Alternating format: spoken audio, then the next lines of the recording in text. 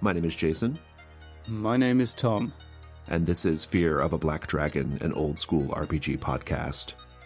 And in this episode, we let the dominoes fall where they may, as we investigate the Masks of Lankhmar. The Masks of Lankhmar is a level 1 module for Dungeon Crawl Classics, part of the Dungeon Crawl Classics Lankhmar campaign setting. It was written by Michael Curtis and features art and cartography by Doug Kovacs. It is, of course, set in the famous Fritz Leiber setting, the city of Lankhmar. The book notes that this adventure can be run at any timeline within the classic Fafhrd and the Grey Mouser stories, as it is not tied into those events. I think the best summary of the module is contained right in the beginning of the book, which says, in this adventure, the PCs meet while in the midst of a late-night burglary and are forced to pool their skills in order to retrieve a treasure trove of long-forgotten golden masks from an abandoned Lankhmar temple.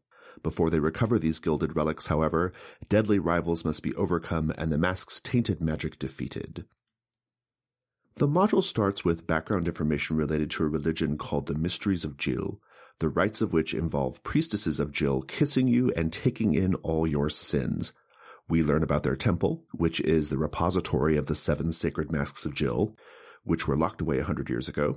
We also learn about a wealthy caravan master from contemporary times, Ygric of the East, who is holding a masquerade to celebrate some fabulous new items he has acquired, including a key that, unknown to Ygric, opens the secret reliquary of Jill, where the masks are housed. From there, we go to part 1 of the module, The Robbing of Ygric, where the PCs meet for the first time. We have an in medias res fight that they participate in, and then we have a few encounters that comprise the party's invasion of Ygric's vault during the Masquerade Ball. Within the Robbing of Ygric section is The Escape, where we're presented with a number of different comical situations the party might find themselves in, depending on how they try to escape from Ygric's home. Then we go on to part 2, Dark Mysteries and Darker Delights, the latter of which is an optional encounter. The Dark Mysteries portion of the module is where the party can meet a scribe named Cymric, who will reveal the history of the Jill cult and the 7 golden masks. The optional part, Darker Delights, sees the party meeting the famous character from Fafhrd and the Grey Mouser, Shealba of the Eyeless Face, who, in a moment of intense fan service, will attempt to employ the party. From there we go to part 3 of the module, which is the Temple Tenement and the Spire of Jill. The temple has become a filthy home for squatters and a gang called the Spider Kings, both of whom you have to deal with in different ways. The spire is comprised of several encounters leading up to a confrontation with both the 7 gold masks who will try to blast you with their sin powers, and the thieves that have been tracking you this whole time. All of this can lead up to a situation where the masks escape, which is detailed next in the module. Essentially, the masks use their powers to take over the minds of the squatters in the temple, which will create more trouble for the party. We then get an interesting sidebar subsystem thing related to chases and how to deal with them mechanically in Dungeon Crawl Classics. The text kind of fesses up to the fact that they're kind of untried and in development, but it's a sort of like half subsystem, I guess. But I thought they were interesting nonetheless. Next comes some notes for how to end the adventure. And finally, as you would expect with a DCC module, we have a map. So let's talk about real briefly our experience with the module. I have only read it, but you've actually played it, right, Tom? I have, yeah. So I ran a longish World of Dungeons game. Well, it was called World of Blades because I was using the Blades in the Dark playbooks, but with World of Dungeons. And all set in kind of Shakespeare's Verona was the idea. So, and then with one session I had basically everyone except for one player dropped out. And I thought this would be a great opportunity to use this module I had lying around because that character was an assassin and she had been employed to kill Prince Escalon of Verona, who I decided, therefore, his vulnerable moment would be at the Masquerade Ball and then visiting this guy Ygric's mansion, which he'd been doing for suspicious reasons. Anyway, long story short, turns out the prince had been replaced by a mechanical double, and the real prince was actually in one of those shrouds that you discover in the Temple of Jill. And so basically I just kind of, in a way, sort of just sidestepped the character into the adventure, and then it pretty much played out as you would see described in the module. Awesome. That's actually a pretty good segue into some of the things that I liked about this module. At the outset, I found that apart from a few particular fan service moments for fans of Fafhrd and the Grey Mouser, which of course is the famous series of stories that Fritz Leiber wrote that this is inspired by. Apart from those moments, there was nothing restrictively Lankhmar about this, right? I found that this would be pretty easy to slot into almost any kind of urban adventure campaign you have going. It sounds like that was the case with you. Yeah, it was. And although it's not restrictively Lankhmar, it was nicely Lankhmarian. I really It is felt distinctly Lankhmar. Yeah, I know it, yeah. Yeah. And it all it did was it made Verona slightly more like Lankhmar, which was great. I even used Shielba of the Eyeless Face just directly with that name. The player didn't recognize the name because they hadn't read the books, I guess, or whatever. So, yeah, it was fine. And obviously you have to kind of reskin a few things as you go because temples and so on don't work quite the same way in early Renaissance Italy as they do in Nihon, I think is the name of it. Nihon, yeah. Yeah, and it was generally the tone was a really good match. I think anything if you're playing something in the vein of, well, actually straightforward DCC in an urban environment or something like Blades in the Dark but a little bit funny, kind of rascals going about getting up to no good, then this is a good fit for you. Yeah, tone's a great thing to point out here too as far as things that I enjoyed about the module. Yes, it does feel like Lankhmar. I mean, I've read many of the Fafhrd and the Grey Mouser stories. They do have that sort of like rascal aspect. They have that sort of comic tone at times. And I think this module actually captures that really well. There are instances, for example, in that initial escape sequence in the beginning of the module where you can run into, a half-dressed swordsman, trying to woo a couple of noble ladies, or, you kind of stumble into the middle of party, full of drunk people and things like that. Like it just has this like kind of madcap feel to it at times, which I actually quite liked. Yeah, it does. And there is also that slightly sinister air that when you start to delve into the hidden parts of Lankhmar, I think comes through in the stories. And I felt the same way about that. The scene in the kind of bazaar where you talk to the scribe and he unveils the secrets, that I thought was really, it's pretty effective, actually. It sort of puts that undercurrent of menace to it. And then the cameo by the major setting NPC didn't really feel forced. It felt like something that a dodgy archwizard would probably do as well, even though clearly it was there just to really hammer home the fact they got the official license. Yeah, exactly. I mean, why not? If you've got the official license, go for it, I think what you're getting at there, which I think is really interesting and something I also quite enjoyed about the module, is it has a really good sense of pacing to it. The author understands a sort of like well-paced out story. It starts in medias res, always a good move, in my opinion. We're going to talk more about that later. And then we have the heist, we have the escape, we have the downtime where we're crawling around in the seedy, neighborhood. We have a little infiltration, scene where we're kind of, we've got some information that we're going to infiltrate this location. We have a big battle, which is kind of the big, kind of climax of it. And then we have another escape, into the night where presumably, hopefully the characters will go on to have more adventures together. I found it's a pretty compact module, but it actually hits a lot of really great story beats in a pretty small space. Yeah, I think so. It was a one-session adventure for me, and I suspect it might lose a bit of that fun pacing if you ended up doing it across 2 sessions, and I could see that really happening. So I don't know if you might want to think about... I guess the main thing you would cut would be the encounter with Shielba if you feel like the speed you're going at isn't going to get done in your 1 session time. I wouldn't say do it. Don't have a break in the middle, basically. Yeah, I think that's right. I mean, I think you can kind of have the little downtime, get the information you need from the sage and then get straight to the main part of the adventure, the temple infiltration. There's no reason why that whole sequence has to take longer than like 15 or 20 minutes, right? Yeah, agree. Anything else you want to point out that you liked about the module before we kind of keep going? Yeah, actually, that tying into my having to adapt it for another setting or kind of to use a different angle into the plot is that the beginning and end are both full of places that treasures your characters might be seeking, or people, in my case, might be, which is really handy. And I suspect it was designed with that in mind, because if you want someone to go break into a vault, it doesn't have to be the treasure that's described. It could be anything they need to get in there. Or in this case, it was just following the prince while he went to go and look at something in the vault. And equally, when you get to the temple, that's just full of chambers that could have different weird or expensive things in them, or somehow desirable things.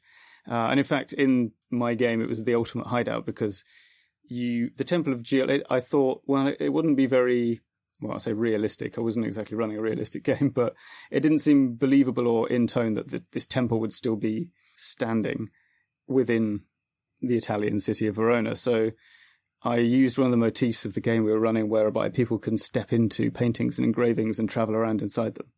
So the whole temple tenement was actually inside a sort of odd Gustave Doré style engraving that was the ultimate hideout for the street gang that's in there. That's pretty awesome. Great. Before we move on, I want to say one more thing that I really appreciated about the module, and it kind of ties back to something we talked about a few episodes ago on the Secret of Castro Negro episode, and that is that the module does a pretty good job with its principal motif of masks, right? Yes. So the characters are invading they call it a mask in the module. I think they mean like a masquerade ball, right? They're invading a masquerade ball. There, of course, is the 7 golden masks that you have to do battle with at the end and that are the ostensible object of your mission. There is the sequence where, I can't remember who the masks belong to, but there are these masks with that are kind of like lined with silk and exotic spices, and you put them on. Yes, yeah, it's a cult thing. You have to wear it to pass through something, I think, yeah. Yeah. I can't remember precisely what the details of why you need it are, but just the repetition of the masks theme I thought was really good. So let's talk about questions we had. I only really have one, and it's one that I think we're going to kind of answer in the Expert Delve anyway, but I found the author to be quite focused on the problem of the characters possibly not wanting to continue adventuring with one another. Am I missing something there, Tom? I couldn't figure out what was because it's repeated several times throughout the module, and hopefully they'll all find a reason to want to work together, and maybe they'll want to keep working together.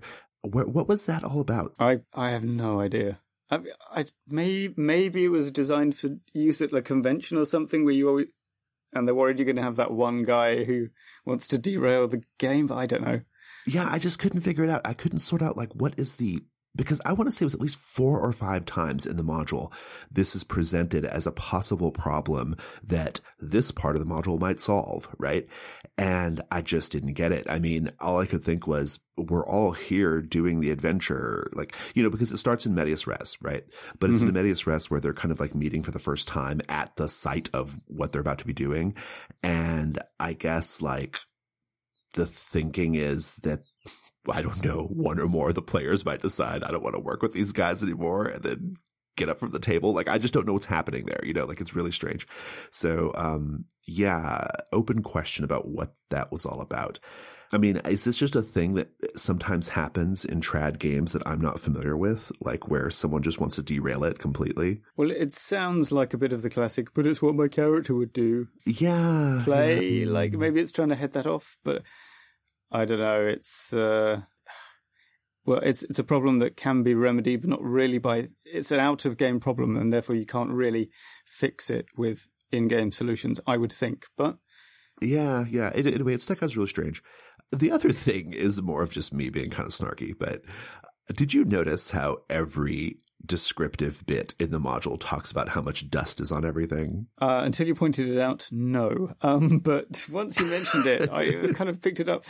I think this is hewing to my advice to reinforce background elements so that they become a bit of a background noise.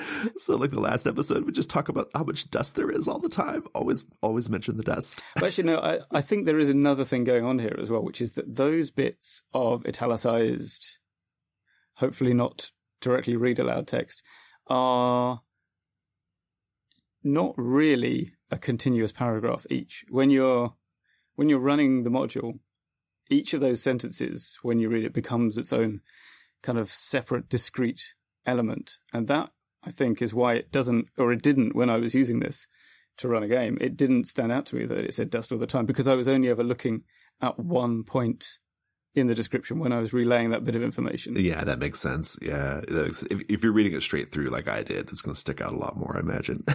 I think that's it. It could just be that I'm inured to this kind of thing. And huge amounts of dust. I mean, there's one paragraph where I think the word dust is mentioned like 6 times. Like it's pretty wild. Okay. So, chain lightning round. You ready for it? Yeah. You can go first. Okay.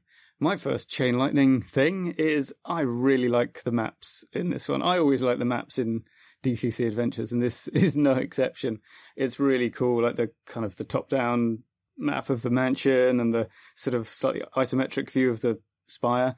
And my 3-year-old son agrees with me because I came into the bedroom one day to find him with my printed out maps, just kind of pointing at them and kind of chuckling to himself. And he looked at me and said, "Maps." So, yeah. Nice. I'm going to say the Plaza of Dark Delights. It reminded me a lot of my favorite Dragon magazine article as a kid, which I'm going to mention in the Companion Adventures, which detailed Skullport. It was one of the first articles where Skullport, that famous D&D sub-city within, I can't remember the bigger city it's a part of. It's a Forgotten Realms thing. Anyway, I just love that description of like this sort of like dark, wicked place where all the bad people hang out in the city, right? And bonus chain lightning around here, there's a beautiful illustration of that on page 8 of the module. In the chamber where the masks are stored are strands of ectoplasm that look like cobwebs. And if you brush against one of them, you experience a brief hallucination of some ancient sin. And then, and this is the part I particularly like, absorb the memory so that it becomes like one of your own real memories. Nice. I like this passage from the text. Although most of the Spider Kings are unskilled fighters, their power is bolstered by Yomanus, an alcoholic wizard fallen on hard times by drink. He casts spells for the gang in return for wine. And my third one is a bit of pacing love.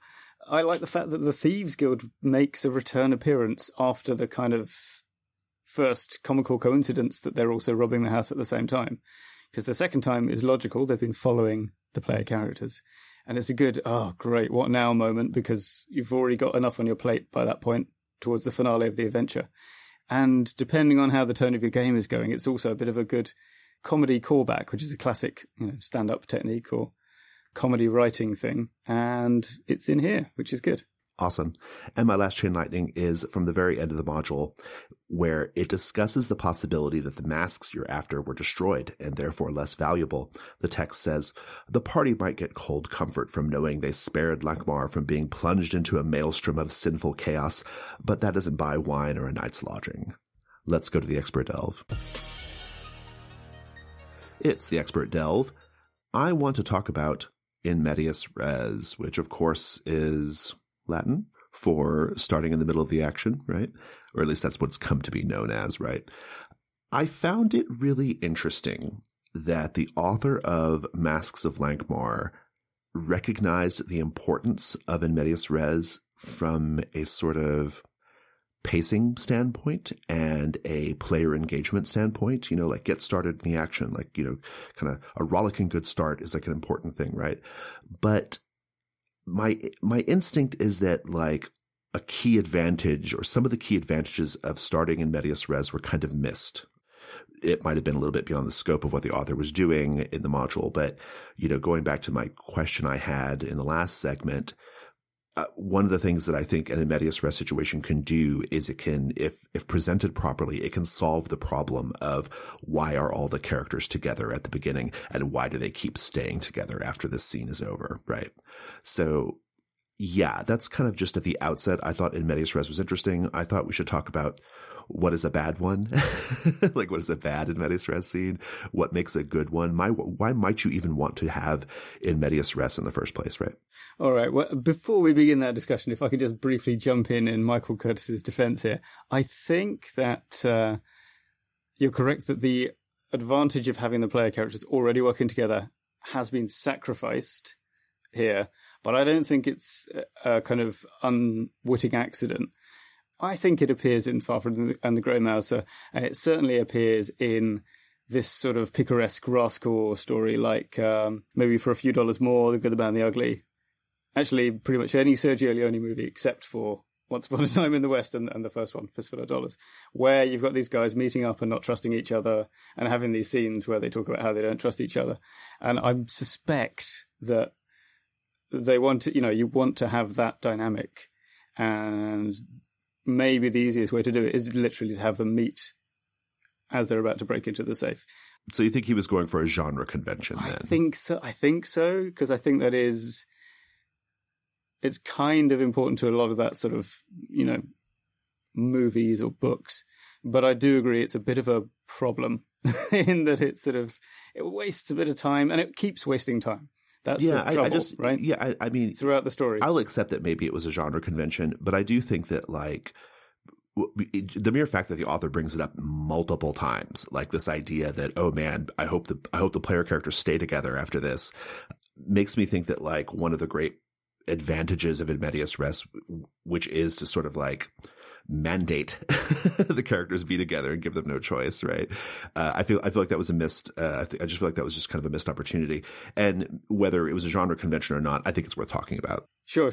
I mean, it is true that you want to not waste that kind of time, especially in a very short adventure like this. Maybe, I think it would have been bad to have them already being a well-oiled team, but you could certainly have them come up with or choose from a list of reasons they've been forced to work together already. And go from there. Because, I mean, from the way I look at it is a good In Medias Res scene, it helps you avoid the very boring, we're all sitting in the tavern waiting for, someone to give us a job, unless they are Sibilba of the Faceless One or whatever, right? Maybe, but for the most part, that's a boring scene in games, right? I also think it's equally boring to have a discussion between the player characters of, hey, you want to work together?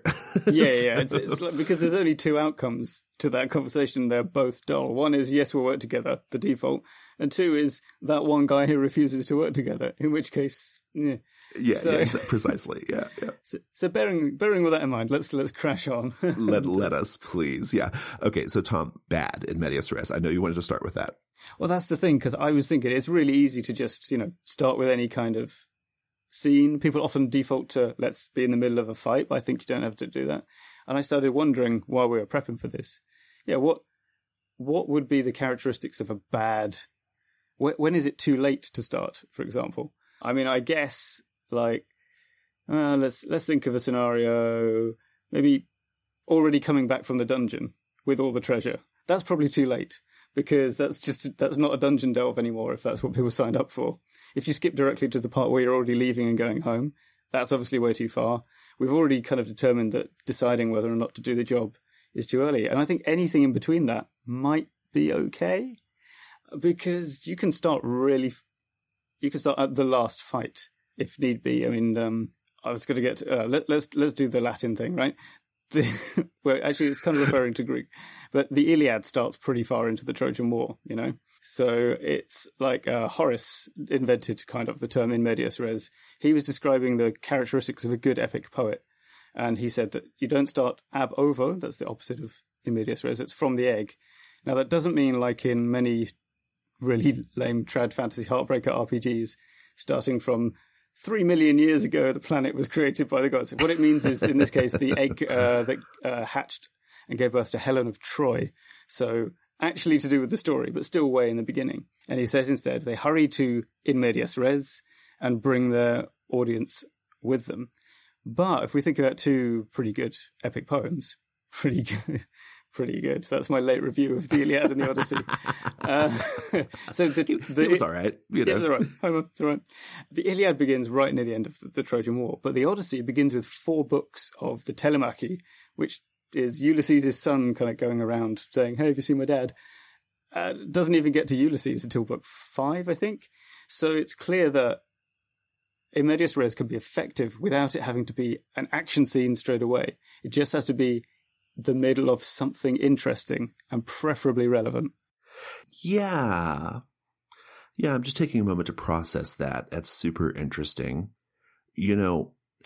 For me, it kind of comes down to when I think about, because I start almost all of my new games, in medias res, even like in the middle of a campaign, if we just like are kind of coming off from some downtime or whatever, right? I love to start in medias res, usually with a fight or some kind of encounter or a heist, right? Depending on the genre of the game we're doing. For me, a good one satisfies a few different things. The first is, I think, that it has a goal. Okay, so in Masks of Lankhmar, the goal is pretty clearly to have a rollicking good start, right? Like, let's have a good start. Let's not have any boring stuff in the beginning. That's a fantastic goal. Other possible goals that I've had whenever I would start a game like this is to show the player characters in their element. I think that's a major goal in a role-playing game context of starting in Medias Res. You give the player characters a chance to show what they do, right? So, for example, in Dungeon World or fantasy game, start with a fight that allows the thief to get a backstab in, allows the ranger to get a couple shots off with their bow and arrow, that kind of thing, right? I think that's a great goal for an Medias Res scene from a sort of meta standpoint, I guess, or well, an in-fiction standpoint, but also like it's a sort of to give the players a chance to see what the characters can do, right? I also think another great goal is to give the players a chance to learn the basic rules of the game, right? So all of these things are terrific goals for like why you might want to start in Medias Res. And I think if you don't want to satisfy a goal along those lines, you can just start the game like normal, right? Like if you depending on what your aims are, you may not even need to start in Medias Res, but I think having a goal is good. So it's interesting you mentioned learning the rules of the game. It's just occurred to me that could also be in the slightly more metaphorical sense, referring to the specific adventure you're doing. So that if you've got, for example, I don't know, a werewolf hunting scenario you're doing, right at the beginning is a good time to learn the rules of what works on werewolves or not, something like that, which wouldn't ordinarily be part of the game even if the players are already very familiar with the rule set itself. Oh, like the rules of the world. Yeah. Yeah. Yeah, that's great. Yeah, that's a terrific example of a great goal. I think that a good Medias Res scene starts with a problem the player characters simply have no choice but to engage in, right? This might sound kind of obvious, but it's actually pretty important. If the characters can simply walk away or ignore the situation you've put them in, you've definitely done it wrong. Fighting a monster, like in the middle of the fight, like there's no chance to run away from it or avoid it. Like the thing is jumping at them, right? That's a great thing. They're trapped somewhere with doom imminent, right? You think of, a sort of, what's that scene in Star Wars where they're like in a trash compactor or something, Oh, yeah. Something like that, right? A scene with very high social or political stakes. Like maybe the Medias Res starts with a very important NPC asking a very pointed question of one of the player characters, right? So I think that's important to have a situation that they can't wriggle out of. And then this is probably the more controversial point I'm going to make here, but maybe one worth talking about. I think that in Medias Res should be somewhat disconnected from the main through line of the story, or alternatively should be followed immediately by some downtime. The effect is the same. There needs to be some kind of disconnect. I think that there should be an opportunity for the players to have a chance to breathe, for the story to have a chance to breathe. If you think about the classic James Bond film, Cold Open, right? Where we usually see James Bond running on the top of a train or something, right? Or, like running away from a helicopter or something like that, right? Big action scene. It often doesn't have a super close tie-in to the plot, or at least not an immediately identifiable tie-in to the plot, but it's there. And then it's almost always immediately followed by a little tutty meeting with Q, right? Yeah, that's true. Because you're not doing the let's all meet at the inn and describe what's about to happen. Instead, you do it the other way around. You go back to base and Q and M explain what just happened to you, possibly including that sidekick guy who operates. I meant M. I think I meant M. I don't actually watch many James Bond movies. Who's the Judi Dench one? That's M, yeah. That's M, okay. Right. Okay. But I think, yes, Bond is what's always brought up by people referring to in medias res. And I think you're right. It's good that has to be kind of a side issue so that if you come in during the credits, you don't miss anything. But in a game terms as well, because it's like a freebie scene where you can kind of screw up a little bit.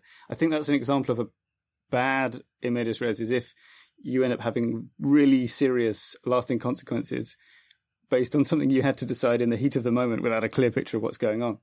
But I do think the more satisfying ones, I'm going to compare two Bond films that I kind of remember to do this. GoldenEye is pretty good, right? Because Sean Bean is in the bit at the beginning And then, spoiler alert, he shows up later in the movie, right? And so it's this whole thing of actually a sort of major character doing a thing, being apparently dead. Spoiler alert for a film that came out in like 1996. Yeah.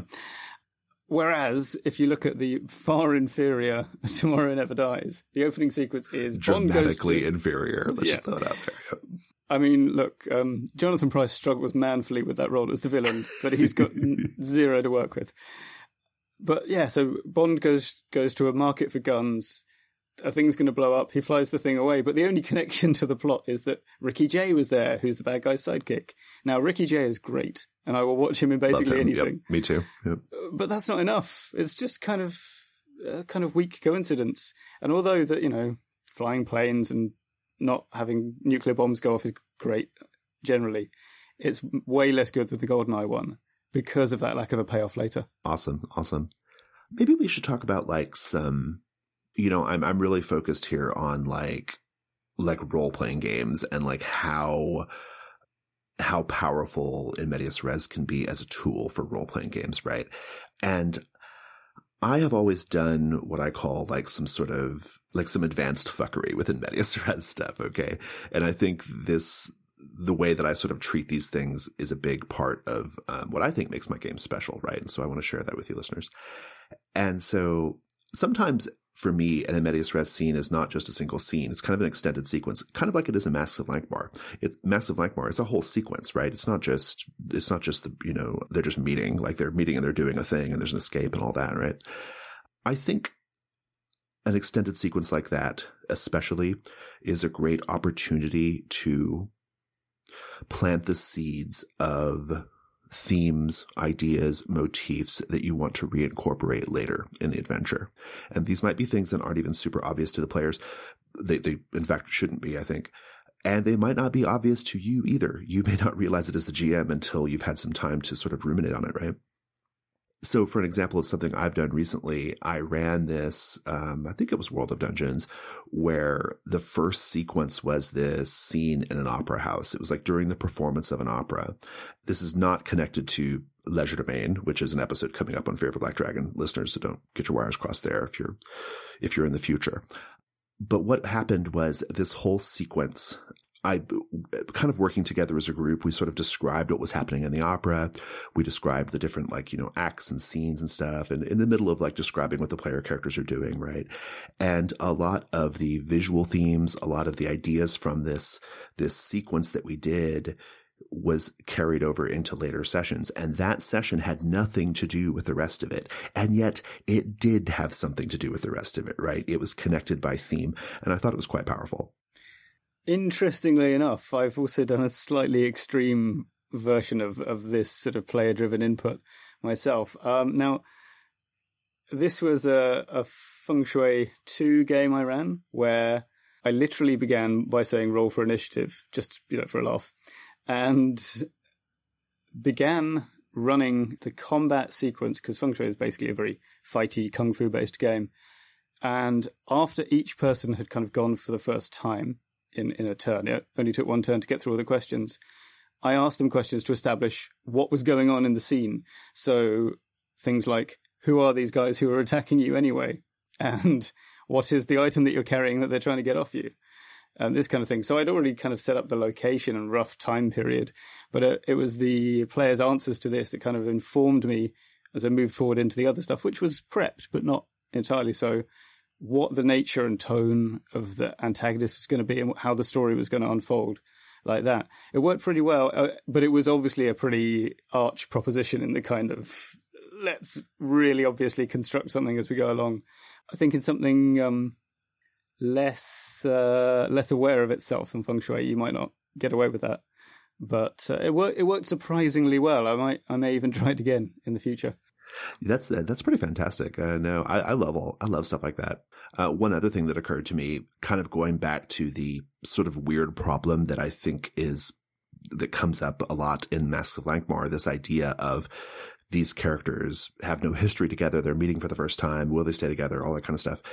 In my games, the characters are they already know each other, right? Like I push them straight together straight away. Like to me, one of the great advantages of in medias res is to sort of highlight the fact that we don't know these characters before we start playing them, right? They have a full life before we get our hands on them, right?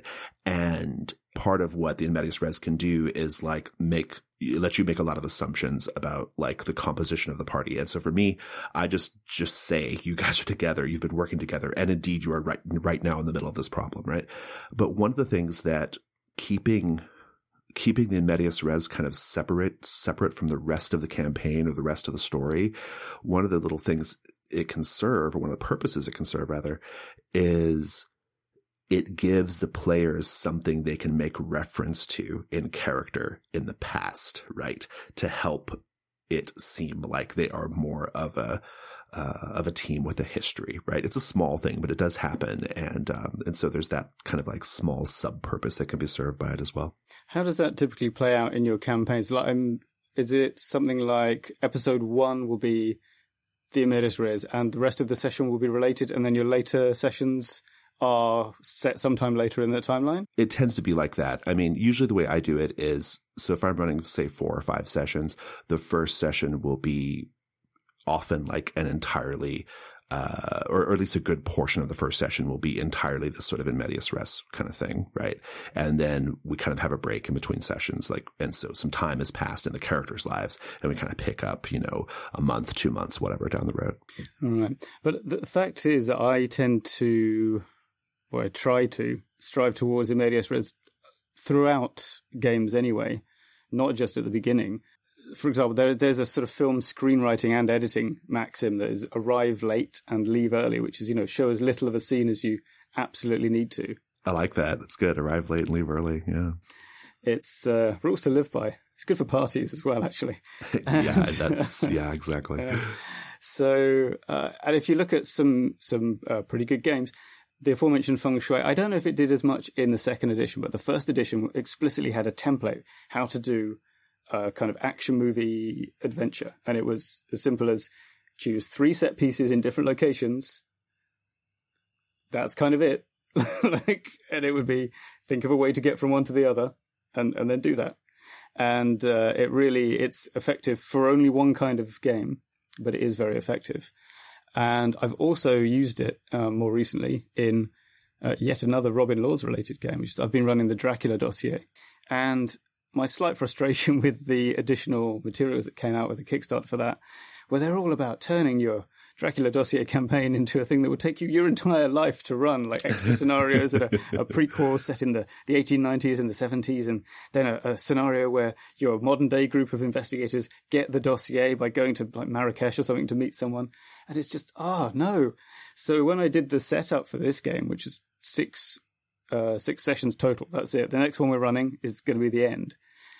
I said, like, at the beginning of episode 1, you are already a team. You're already fighting Dracula. I don't care why. You just are.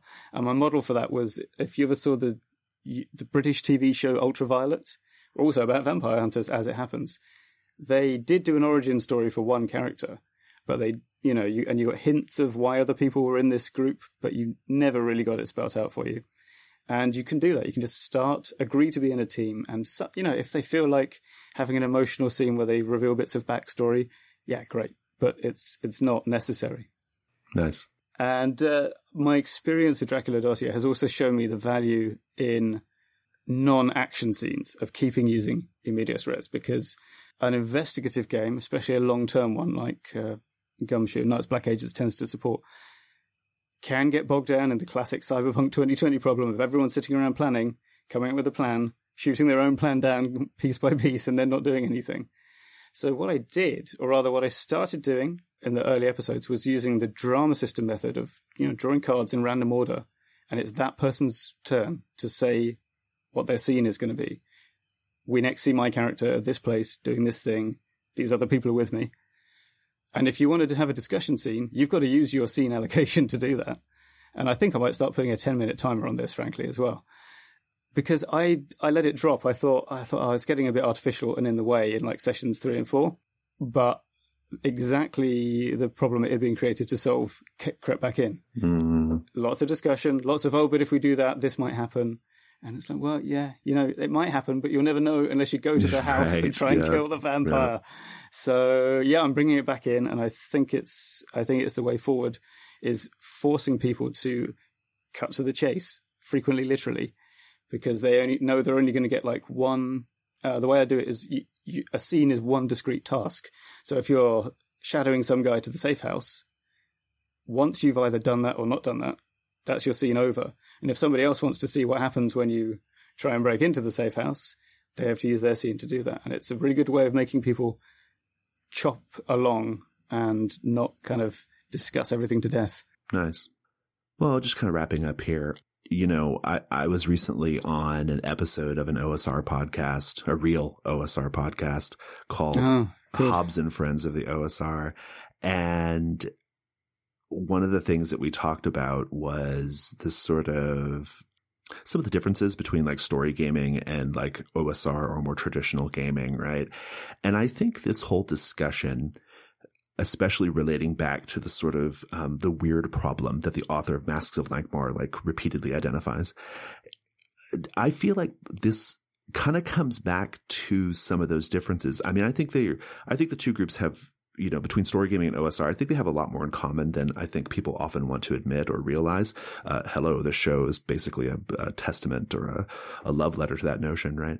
But one of the differences I do think, and this in Medias Res situation and the kind of framing of like how the party got together and how they know each other and all that stuff, I think this is like I would like to suggest it's a distinct advantage that story games and story gamers kind of have over other parts of the hobby.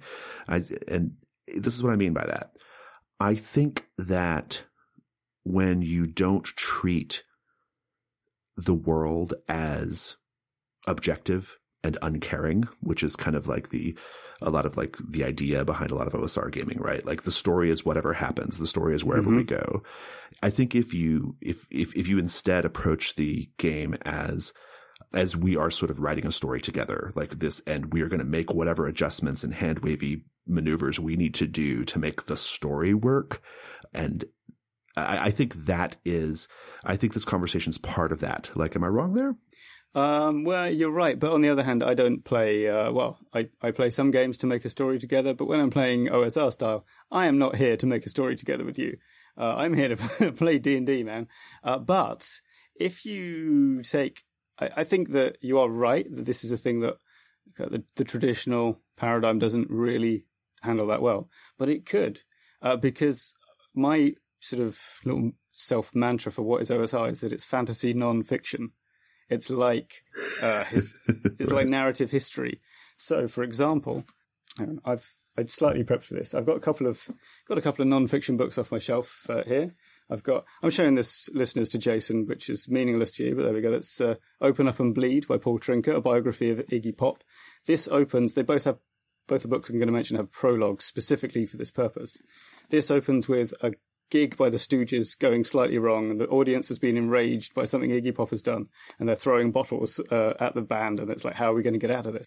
And equally, I have here The Bloodied Field by Michael Foley, winner of Irish Sports Book of the Year in 20-something. And that begins with a prologue about a bunch of Gaelic football players meeting up on 21st of November 1920 to go and murder some spies who have been informing on the IRA. And so, yeah, you can do in medias res. And in fact, both these things, of course, they do the prologue and then they flash back to the start of the story, like to lay the groundwork afterwards. You can just pick a good moment in the otherwise uncaring universe and see what happens. Play to find out what happens. Yeah. No, yeah. I agree 100%. I love it. And I would just go one step further and say, you equally do not need to be concerned about like whether the characters are going to stay together afterwards. You could just stay together. Especially if we have established they're both in the sports team together and the IRA. I mean, that's yeah. So you're never getting out. All right. Okay. Well, I don't know what else to talk about here except that it was a good conversation. In Medias Res is awesome. Let's go to Companion Adventures.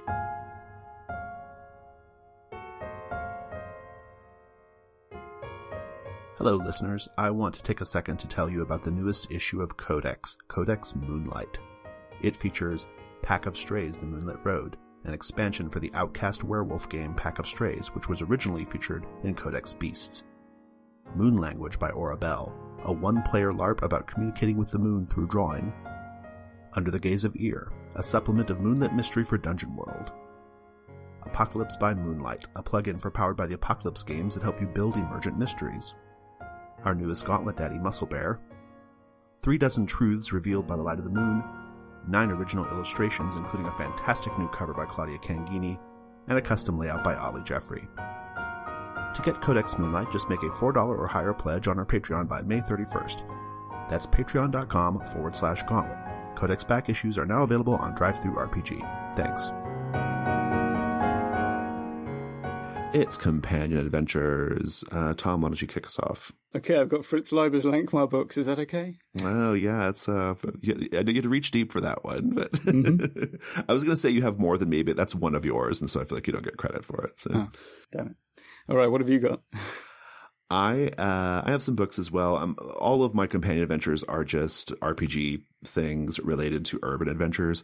When I was, reading this module, I was reminded of some of my favorite urban campaigns that I've run in the past, and also some things I enjoyed as a kid and things like that. And I just got thinking about urban fantasy and urban adventures. I am very fond of Vornheim by Lamentations of the Flame Princess, authored by Zach S.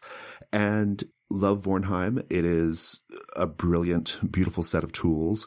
Very strange, very unique. It's quite a unique take on the urban setting, and it has some really neat, quite innovative tools for like creating a city on the fly. So love that. I want to reference Dragon Magazine number 172, my favorite issue of Dragon Magazine growing up as a kid, because it featured the article about Skullport, a sort of dark, terrible neighborhood, not unlike the one that's featured in Masks of Lankhmar, where all kinds of hideous ne'er-do-wells and villains hang out, engaging in their dark commerce. And it's just so evocative and so good, and I love it. I think every good urban setting needs a neighborhood like that. And then also, as a kid, I had the old D&D supplement, City of Lankhmar, which is pretty good. I've looked at it fairly recently, and it holds up fairly well, I think. It's got a nice map in the back. So yeah, city stuff. Very nice. I've got a music recommendation, which is, well, I guess it's kind of a film recommendation, because if you haven't seen it, you really should. It's great. But it's the soundtrack from Le Cercle Rouge, which is a 1970 heist movie, yes, by Jean-Pierre Melville, and starring Jean-Marie Volonté from the aforementioned spaghetti westerns, as well as Alain Delon and Bourville, and probably some other actors that our French listeners could identify immediately, but I can't. And anyway, the soundtrack is it's similar to Le Samurai. It's kind of has moody jazz bits, but also high tempo, big band jazz for exciting escapes and chases and yes. So on. Yeah. No, that's a great choice. When I was thinking of music stuff, I was thinking of stuff like that too, like sort of like classic, almost like Ocean's 11-y type, heist stuff, right? Yeah. Actually, I think in terms of movies, I think for just like pure tone, you can't go wrong with something like Ocean's 11, or maybe even A Fish Called Wanda. That might be too far out, but I love from a tone standpoint, this idea of crime and comedy, I think is a great thing to explore for Masks of Lankhmar. That's a good call. My film recommendation is, I'm always a bit hesitant about calling these recommendations. It's not the best film, but Plunkett and McLean, starring, who's in it? Robert Carlyle and Liv Tyler and Johnny Lee Miller. I've never heard of it until you put it in the notes. I didn't know what it was. It's I think it's worth watching. It's got a good cameo from Alan Cumming as well. It's basically a sort of, how could I explain it? The sort of the general tone of Hackers with Angelina Jolie. Imagine if that was set in with kind of highwaymen armed with muskets and pistols and so forth.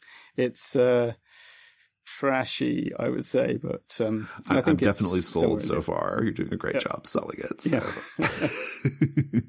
Yeah, it's about these two highwaymen, one originally rich, one originally poor, and the escapades they get into in London. So there you go. Fabulous. Listeners, that's our show. If you'd like to get in touch with me specifically, I am at Gauntlet RPG on Twitter. If you'd like to get in touch with the Gauntlet generally, you can also tweet at Gauntlet RPG, because the Twitter is both. Tom is available on Twitter as well. Tom, are you sharing your Twitter address these days? Yeah, but if I pronounce it, no one will be able to spell it. Just follow the retweets from the Gauntlet. That's very helpful. Thank you. And if you'd like to get in touch with the community, other places are G+. Just go to the community section of G+, and search for the Gauntlet. We have a website. It's gauntlet-rpg.com. And we're on Patreon at patreon.com/gauntlet. Tom, thanks so much. Jason, thank you. Thanks, listeners. Take care.